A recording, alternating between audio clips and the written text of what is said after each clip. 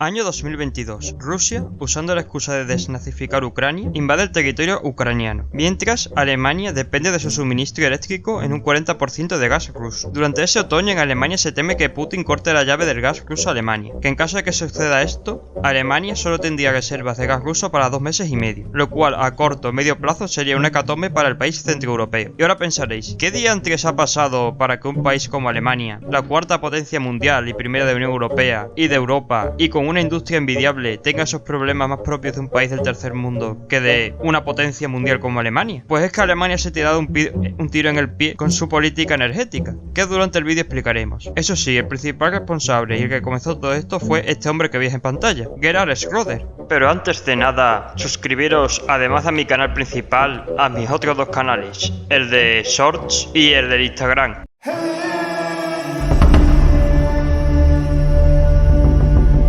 Gerhard Fritz Kurt Schröder nació en la localidad alemana de Mossenberg-Göhre, en la región de Renania del Norte, Westfalia, el 7 de abril de 1944. De origen muy humilde, su padre murió combatiendo en la Segunda Guerra Mundial sin llegar a conocer a su hijo. Tuvo 5 hermanos de las relaciones de su madre con 2 hombres. En su adolescencia tuvo que trabajar para colaborar con las necesidades de la casa y poder pagar sus propios estudios. Finalmente se convirtió en cabeza de familia al quedar recluido a su padrastro en un santuario para tuberculosis. Entre el 58 y el 61 trabajó de albañil. Un año después cambia el empleo y se convierte en empleado de ferretería, asistiendo a una escuela nocturna. En 1964 aprueba el bachillerato elemental y 2 años después el general. Durante esa época es cuando Schröder empieza a interesarse en política y se afilia al Partido Socialdemócrata Alemán en 1963. Más tarde estudió Derecho por la Universidad de Gotinga, graduándose en 1971. Un año más tarde trabajó como referendar en un tribunal, puesto que sirve como una especie de pasantía para preparar el trabajo de abogado, comenzando a ser abogado en 1976 y siendo abogado autónomo entre 1978 y 1990. Mientras era abogado autónomo, Schröder comenzó a ejercer actividad política siendo, entre 1978 a 1980, presidente de las Juventudes del Partido Socialdemócrata Alemán, diputado del Bundestag entre 1980 a 1986, presidente de los Socialdemócratas de la ciudad de Hannover entre 1983 a 1993 y miembro del Landtag, que es el Parlamento alemán, la otra cámara, entre 1986 a 1990. Desde 1989 es miembro de la directiva del partido. En 1990 llega su primer gran éxito político, al ganar las elecciones regionales de Baja Sajonia. Schröder, eso sí, no llega a la absoluta y forma un gobierno de coalición con los verdes, partido de corte ecologista que defiende el cierre de las minas de carbón en Alemania y las nucleares, a cambio de aumentar el suministro de gas natural. 4 años más tarde, Schröder obtiene la mayoría absoluta, con lo cual puede gobernar en solitario. Pero a Schröder se le quedaba pequeño el Länder de Baja Sajonia y en 1998 se convierte en candidato de los socialdemócratas a la presidencia de Alemania. En esos momentos, desde el establecimiento de la democracia alemana, el gran partido político era la CDU, que había gobernado hasta en 40 de los 53 años que se llevaba de democracia. Pero en el 98 la CDU estaba muy desgastada. Entre el estancamiento económico del país, por un lado, con hasta 4 millones de parados,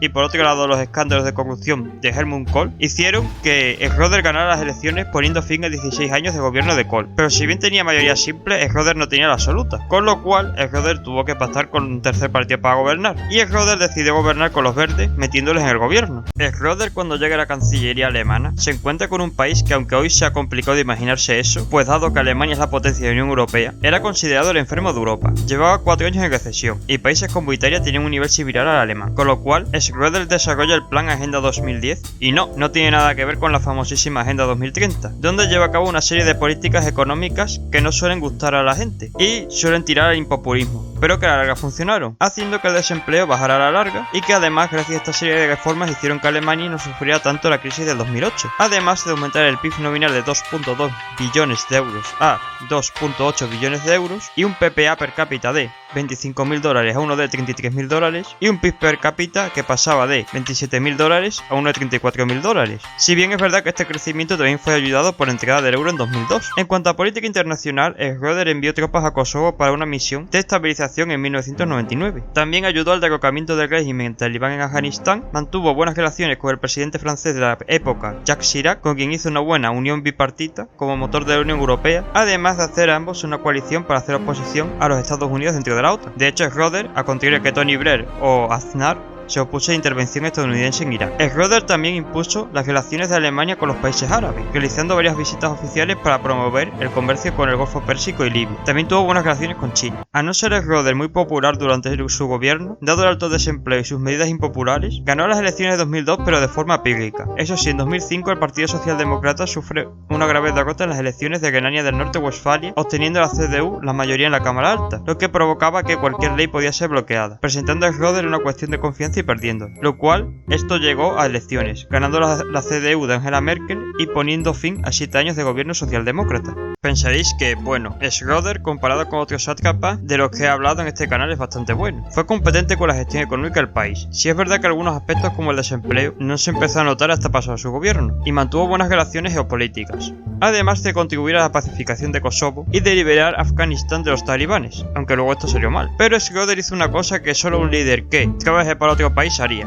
destruir la soberanía energética de su país, o más bien comenzar a destruirla. Schröder, quien estuvo 7 años gobernando con los verdes, sí, esta gente que quiere cegar las nucleares y las térmicas, pero curiosamente están a favor del gas natural. ¿Quién es el mayor proveedor de gas natural? Rusia. Blanco y botella leche, cada uno piensa lo que le da gana. Fue el primero que puso fecha final a las centrales nucleares en Alemania. Puso la fecha para el 2010, si bien esto se retrasó hasta el 2022. También durante el gobierno de Schröder, el suministro de carbón en el mix energético bajó en favor del gas natural ruso. Durante el gobierno de Schröder, este además mantuvo muy buenas relaciones con Putin. Tan buenas fueron las relaciones que el 13 de octubre de 2005, poco antes de que Schröder se fuera del poder, firmó con la empresa Gazprom un contrato para suministrar hasta 9 millones de metros cúbicos de gas natural durante 25 años. Además de luego irse Schröder al Consejo de Administración de Gazprom, siendo presidente de la Junta de Accionistas del canal Nord Stream. En 2017 fue nombrado presidente del Consejo de Administración de Rosneft, empresa propiedad del Estado ruso dedicado al petróleo. En 2022, pocos días después de la invasión rusa a Ucrania, el fiscal general de Alemania inició un procedimiento contra Schröder por su supuesta complicidad en la Comisión de Crímenes contra la Humanidad a causa de su papel en corporaciones propiedad del Estado ruso, siendo además Schröder expulsado del SPD. Hasta que ocurrió la invasión rusa en Ucrania, ningún político alemán se dio cuenta de todo esto, de que la soberanía energética alemana se estaba perdiendo. Pues si bien Merkel empezó su presidencia intentando revertir las políticas energéticas de Schröder, el desastre de Fukushima del 2011 hizo que Merkel desistiera en revertir las políticas energéticas, y Merkel empezó a cerrar centrales de carbón y a renunciar a la energía nuclear, estableciendo la fecha de 2022 como la de cierre total de las centrales nucleares. También durante el gobierno de Merkel, los grupos ecologistas, financiados por Putin en muchas ocasiones, empezaron a irrumpir, haciendo que si un político en Alemania se le ocurriera criticar las políticas energéticas verdes, fuera defenestrado. Tanto los políticos como la sociedad alemana no empezó a darse cuenta de la gravedad de cerrar centrales eléctricas para depender de terceros países, hasta la invasión de Rusia, donde Putin se dedicó a chantajear a Alemania con cerrar el suministro de gas, del que por cierto no hay informes que digan que esta energía es limpia. Aquí fue donde Olaf Scholz ha reabierto centrales de carbón para que Alemania vuelva a tener soberanía energética, algo que a Alemania le va a costar muchos años.